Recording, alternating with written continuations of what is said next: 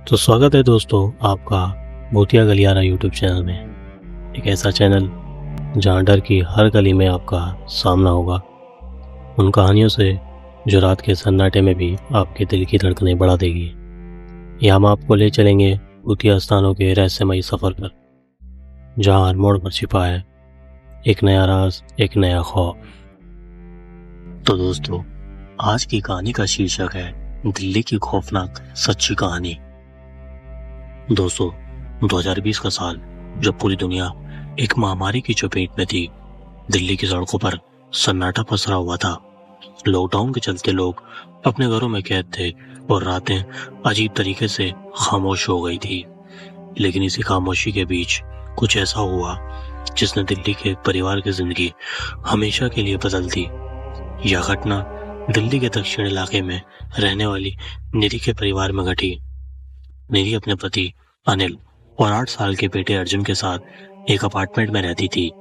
उनका अपार्टमेंट तीसरी मंजिल पर था और आसपास के सभी लोग उस वक्त अपने अपने घरों में कैद थे। लेकिन 23 मार्च 2020 की रात ने उन्हें कुछ ऐसा अनुभव कराया जिसे वे कभी भूल नहीं सकते।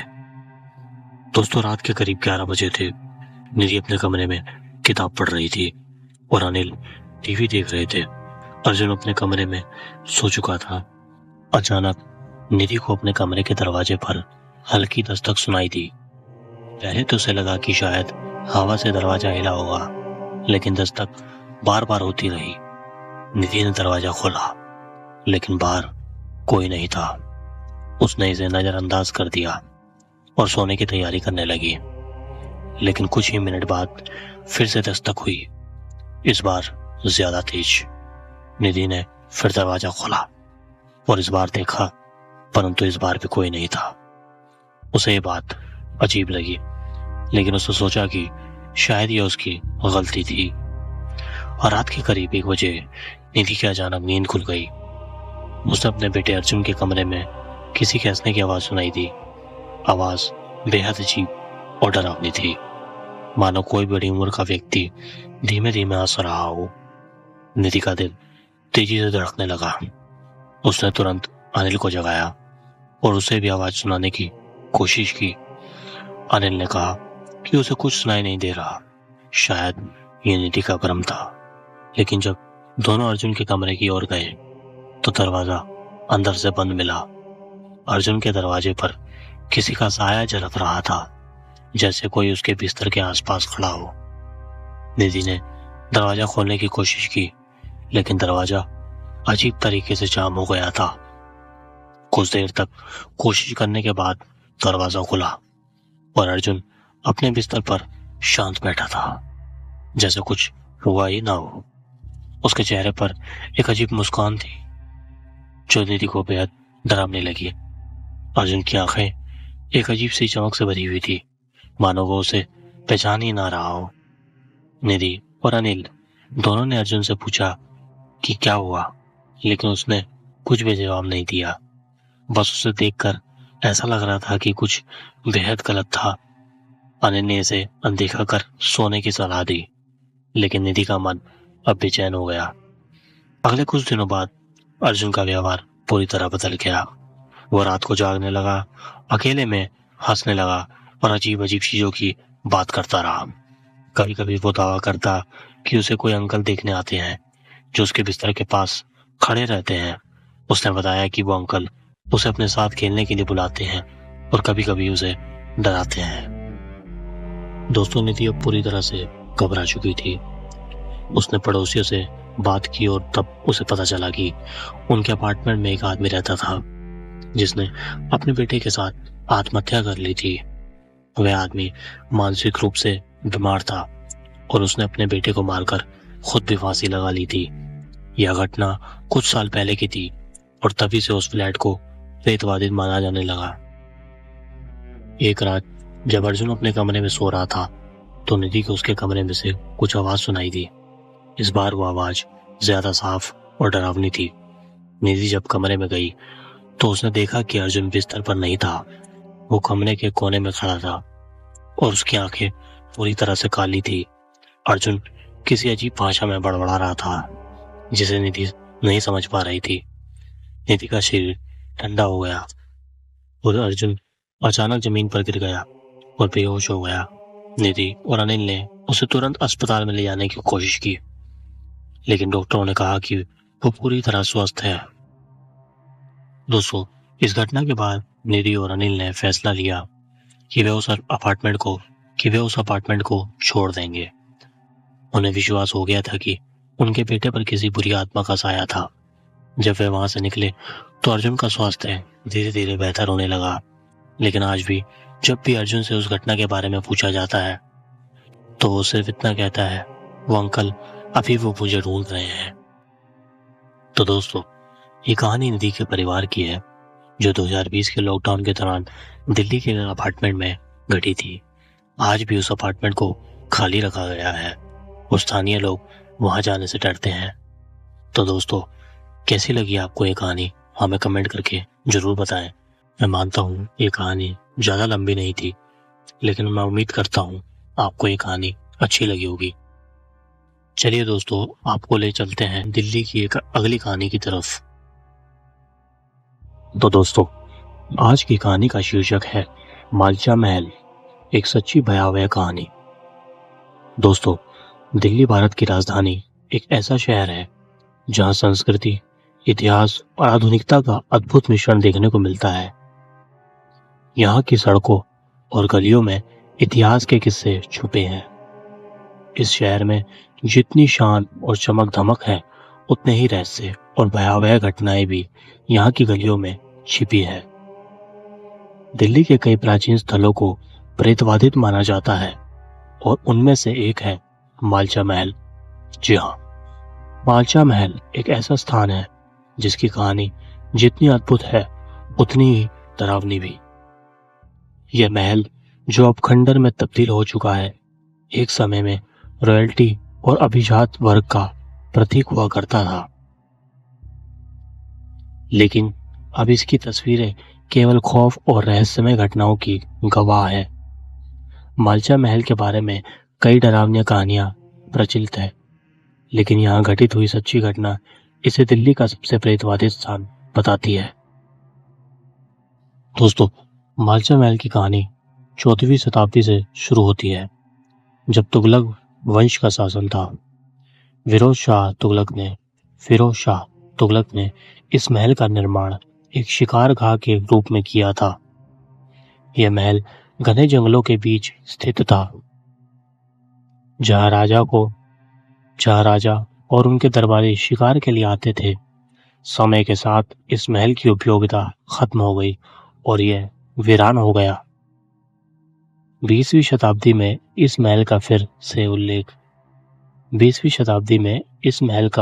उल्लेख तब हुआ जब अवध के अंतिम नवाब वाजिद अली शाह के वंशज बेगम विलायत महल अपने 2 बच्चों के साथ यहाँ रहने आई। उनका दावा था कि यह महल उनके पूर्वजों की संपत्ति थी और अंग्रेजों ने उनसे धोखा कर इनसे छीन लिया था। बेगम और उनके परिवार ने मालचा महल में अपना डेरा जमा लिया और सरकार से लड़ाई लड़ने लगे। लेकिन मालचा महल में रहने का निर्णय उनके जीवन का सबसे बड़ा अभिशाप साबित हुआ। इस महल की दीवारों में जो रहस्यमय छिपे थे, वह धीरे धीरे सामने आने लगे। बेगम विलायत महल और उनके बच्चे सुल्तान रियाज और राजकुमारी सकीना इस महल में एकांत में रहते थे। वह किसी से बात नहीं करते थे और धीरे धीरे मालचा महल का रहस्य और गहरा होता गया। स्थानीय लोग मानते थे कि इस महल में कुछ अलौकिक शक्तियां हैं जो इस परिवार के साथ खेल रही थी। एक दिन बेगम विलायत महल में सरकार से अपनी लड़ाई हारने के बाद आत्महत्या कर ली। कहते हैं कि उन्होंने अपने दुख को खत्म करने के लिए हीरे की अंगूठी में जहर भरकर उसे पी लिया। उनके मरने के बाद भी उनके बच्चे मालचा महल में रहे। सुल्तान और सकीना दोनों पूरी तरह से अलग थलग हो गए। वे किसी से नहीं मिलते थे और कभी कभी स्थानीय लोग उन्हें महल के आसपास भटकते हुए देखते थे, लेकिन उनके चेहरे पर एक अजीब सी उदासी और डर छाया रहता था। दोस्तों, मालचा महल के आसपास रहने वाले लोगों का कहना है कि रात के समय वहां से अजीब अजीब आवाजें सुनाई देती हैं। कभी किसी के रोने की आवाज़ तो कभी किसी के ज़ोर से हंसने की। कई लोगों ने दावा किया है कि उन्होंने वहाँ एक साया देखा जो महल के खंडरों के बीच छिपा रहता है। कहते हैं कि बेगम की आत्मा अभी भी उसी महल में भटकती है, अपनी खोई हुई शान और सम्मान को ढूंढती हुई। दोस्तों, कुछ लोगों का कहना है कि महल के पास जाते ही एक अजीब सा दबाव महसूस होता है, जैसे कि कोई उनके कंधों पर बैठ गया हो। महलों की दीवारों से गुजरते समय लोगों ने आसपास अजीब सी ठंडक महसूस की है, जबकि मौसम पूरी तरह से गर्म रहता है। बेगम के मरने के बाद सुल्तान और सकीना मालचा महल में ही रहे, लेकिन उनकी जिंदगी और भी अजीब और रहस्यमय हो गई। वे महल से बाहर बहुत कम निकलते थे और जब निकलते थे तो भी किसी से बात नहीं करते थे। दोनों भाई बहन पूरी तरह से दुनिया से कट चुके थे। स्थानीय लोगों का कहना है कि उन्होंने कई बार सुल्तान और सकीना को अजीबोगरीब हरकतें करते हुए देखा। वे महल की छत पर खड़े होकर रात भर आसमान की ओर देखते रहते थे। उनकी आंखों में अजीब सा डर और पीड़ा थी, जैसे कि वे कुछ अलौकिक ताकतों से जूझ रहे हो। दोस्तों, समय के साथ मालचा महल एक खंडर में बदल गया, लेकिन वहां की कहानियां और डरावनी घटनाएं लोगों के बीच फैलने लगी। कहा जाता है कि महल के आसपास जाने वाले लोगों के साथ अजीब घटनाएं घटती है। कुछ लोगों ने बताया कि उन्होंने महल के पास किसी छाया को चलते हुए देखा, जबकि वहां कोई नहीं था। एक बार कुछ युवा हिम्मत करके महल के अंदर घुस गए। उन्होंने दावा किया कि जैसे ही वे महल के अंदर पहुंचे, उन्होंने अचानक भारीपन महसूस किया। उन्हें ऐसा लगा जैसे कोई और उन पर नजर रख रहा हो। एक युवा ने बताया कि उसने एक काली आकृति देखी जो तेजी से उसके पास आई और फिर गायब हो गई। डर के मारे वे सभी वहां से भाग दौड़ गए और फिर कभी उस जगह का रुख नहीं किया। दोस्तों, आज मालचा महल एक वीरान खंडर बन चुका है। महल की दीवारें जर्जर हो चुकी हैं और उसके चारों ओर केवल जंगल और सुनसान रास्ते हैं। लेकिन इस महल की कहानियां अब भी दिल्ली वासियों के बीच जिंदा है। वहां आज भी कोई नहीं जाता। खासकर रात के समय लोगों का मानना है कि इस महल में अब भी बेगम विलायत की आत्मा भटकती है और जो भी इस महल के अंदर जाने की हिम्मत करता है, उसके साथ कुछ ना कुछ अजीब घटित होता है। कुछ इतिहासकार और शोधकर्ता इस महल की कहानी को केवल अफवाह मानते हैं, लेकिन स्थानीय लोग अब भी इस महल से डरते हैं। मालचा महल की ये सच्ची कहानी हमें बताती है कि कभी कभी इतिहास की छाया इतनी गहरी हो सकती है कि वे वर्तमान में भी खौफ पैदा कर सकती है। दोस्तों, मालचा महल की कहानी केवल एक महल की नहीं, बल्कि एक परिवार की त्रासदी है जो अपनी खोई हुई शान को पाने के लिए संघर्ष करता रहा, लेकिन अंत में केवल दुख और भय का सामना किया।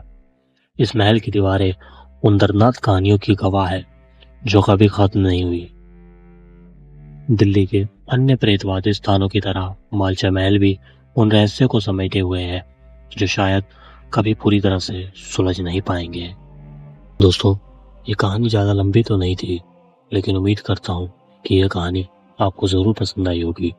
तो दोस्तों, अगर आपको ये कहानी पसंद आई हो तो हमें कमेंट करके ज़रूर बताएं और इसी तरीके की और रोचक कहानियों को सुनने के लिए हमारे इस चैनल को सब्सक्राइब करें। तब तक के लिए धन्यवाद।